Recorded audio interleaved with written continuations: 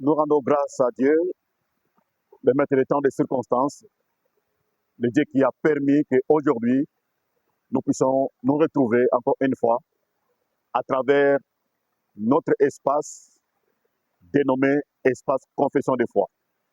Nous avons dit qu'à travers cet espace, nous allons nous présenter notre identité. Parce que c'est important de savoir qui nous sommes en Jésus-Christ. Voilà pourquoi, dans chaque numéro, nous allons nous présenter, dire qui nous sommes, ce que nous sommes, notre position en Jésus-Christ. La fois passée, nous avons commencé à aborder notre première identité qui était enfant de Dieu. Je suis enfant de Dieu. Je crois que ceux qui nous ont suivis, ils savent là où nous nous sommes arrêtés. Nous avons dit que pour devenir enfant de Dieu, il n'y a pas deux chemins. Il n'y a qu'un seul chemin qui est Jésus-Christ. Jésus a dit, je suis le chemin, je suis la vérité, je suis la vie. Nul ne vient au Père que par moi. Cette parole est une parole que personne ne peut annuler parce que c'est Jésus lui-même qui nous a parlé de cela. Il est le seul chemin. Aujourd'hui, il y a des gens qui cherchent à contourner cela. Ils veulent trouver d'autres chemins. Mais je vais dire à ces gens-là qu'en dehors de Jésus, il n'y a pas un autre chemin. Et l'apôtre Paul dit à Timothée, il n'y a qu'un seul médiateur entre Dieu et les hommes. Jésus-Christ est homme. Et l'apôtre Pierre a dit aux Juifs, dans les cieux, sur la terre et sous la terre, il n'y a pas un autre nom qui nous a été donné par lequel nous devons être sauvés, à savoir Jésus-Christ. Jésus, c'est le seul chemin. Il n'y a pas deux chemins, il n'y a pas trois chemins. Le salut, c'est par Jésus. Et nous avons montré, lorsque nous avons donné notre vie à Jésus, il y a eu des conséquences. On ne peut pas donner sa vie à Jésus et rester la même personne. En devenant enfant de Dieu, c'est la première identité que nous avons réussi. Et cette identité a ouvert la porte à beaucoup d'autres choses. Nous avons commencé à dire que l'identité des enfants de Dieu nous a rapprochés de Dieu selon le passage d'Éphésiens que nous avions lu la fois passée. Éphésiens au chapitre 2, la Bible dit, souvenez-vous que vous étiez en ces temps-là sans Christ, privés du droit de cité en Israël, étrangers aux alliances de la promesse, sans espérance et sans Dieu dans le monde. Mais maintenant, en Jésus-Christ, vous qui étiez jadis éloignés, vous avez été rapprochés par le sang de Christ. En Jésus, nous sommes rapprochés.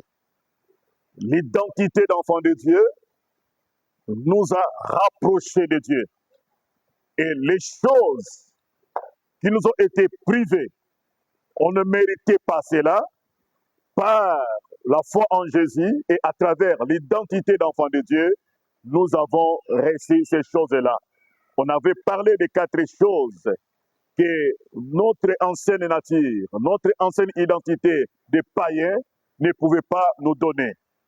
C'était d'abord, on était privé du droit de cité en Israël.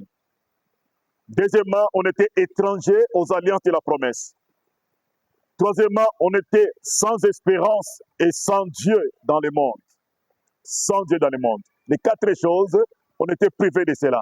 Mais à travers Jésus-Christ, nous avons accès dans ces choses. La deuxième chose que nous recevons en devenant enfants de Dieu, j'ai aimé cette expression. J'ai dit, nous sommes des triomphateurs. Ça, c'est merveilleux.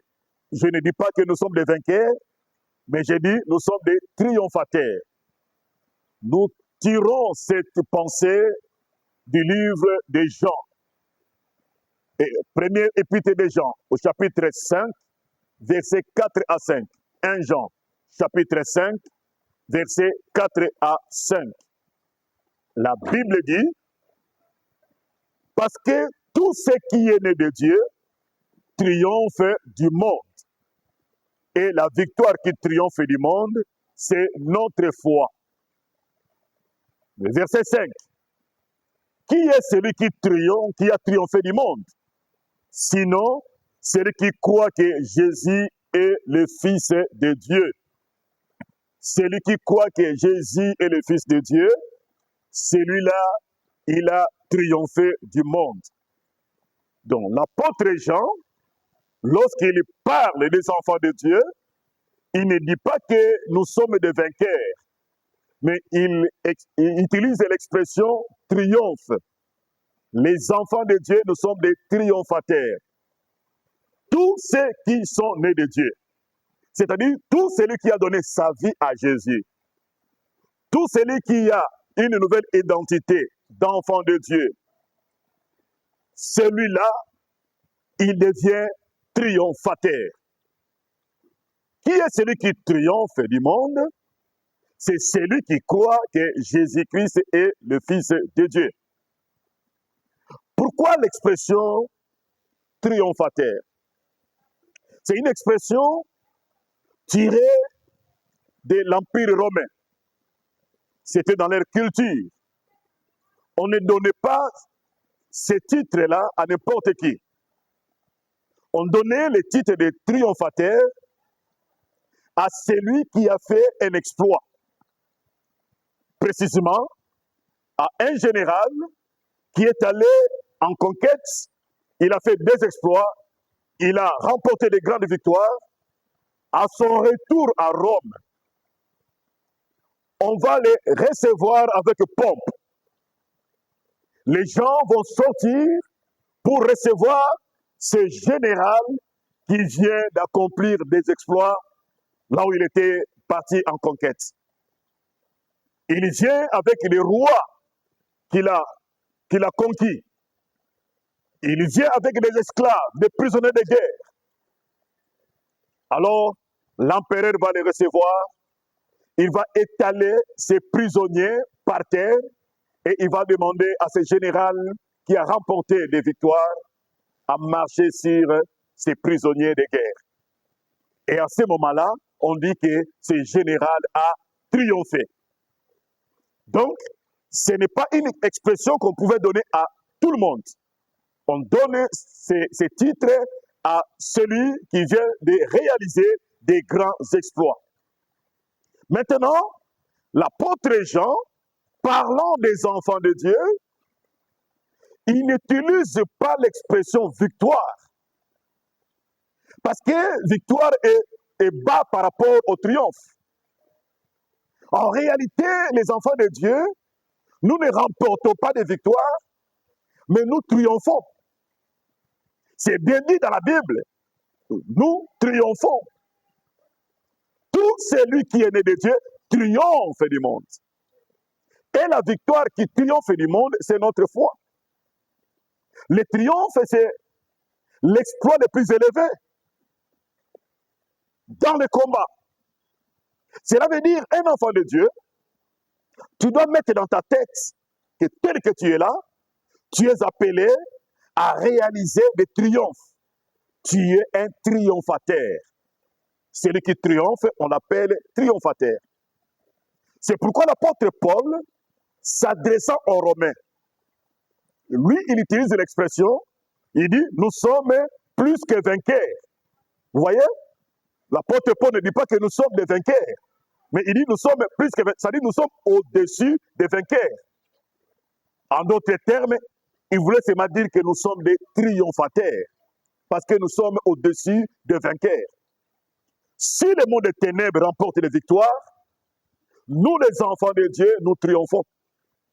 J'aimerais que tu saches là où tu es, toi qui me suis en ce moment, dans n'importe quel combat que tu peux livrer, peu importe la nature du combat, peu importe le nombre des adversaires, je vais te rassurer ici et maintenant que l'issue de ce combat-là, toi, tu sortiras triomphateur.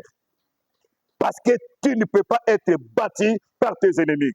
On dit tous ceux qui sont nés de Dieu, sans exception. Si tu as déjà donné ta vie à Jésus, le triomphe est pour toi. Tu dois développer cela. Tu dois mettre ça dans ta tête. Même si devant toi, tu ne vois pas d'issue. Même si ça donne l'impression comme si c'est compliqué. Ça donne l'impression comme si l'ennemi est plus fort que toi. Mets-toi dans la tête que l'issue du combat, tu sortiras avec le triomphe. Tu ne peux pas être battu. Ça, c'est une assurance. Parce que en parlant aux Romains, l'apôtre Paul, il introduit en disant, il dit, car j'ai l'assurance que ni la mort, ni la vie, ni les anges, il commence à énumérer des choses. Et à la fin, il dit, dans tout cela, nous sommes plus que vainqueurs. Donc, peu importe ce qui va se présenter dans ta vie, dans ton parcours sur terre, il faut savoir que la fin, ça ne sera pas à ton humiliation. La fin, ça sera pour ton triomphe. Retenez cela aujourd'hui. Et Dieu ne peut pas se contredire. Ce qui est écrit dans la Bible, c'est ce que nous devons vivre. Et celui qui nous parle ici, l'apôtre Jean, ce n'est pas n'importe qui. La Bible le présente comme les disciples les plus aimés. Donc le Seigneur avait 12 apôtres, mais le plus aimé de tous, c'était Jean. Pourquoi il était aimé? Parce qu'il était le plus jeune. Ça, c'est naturel. J'avais dit la fois passée, dans nos familles, les parents ont toujours cette tendance d'aimer les cadets plus que les autres. Ça, c'est naturel. Et comme Jésus avait 12 apôtres, et Jean, qui était le plus jeune, voilà pourquoi il avait beaucoup d'attention par rapport aux autres apôtres du Seigneur.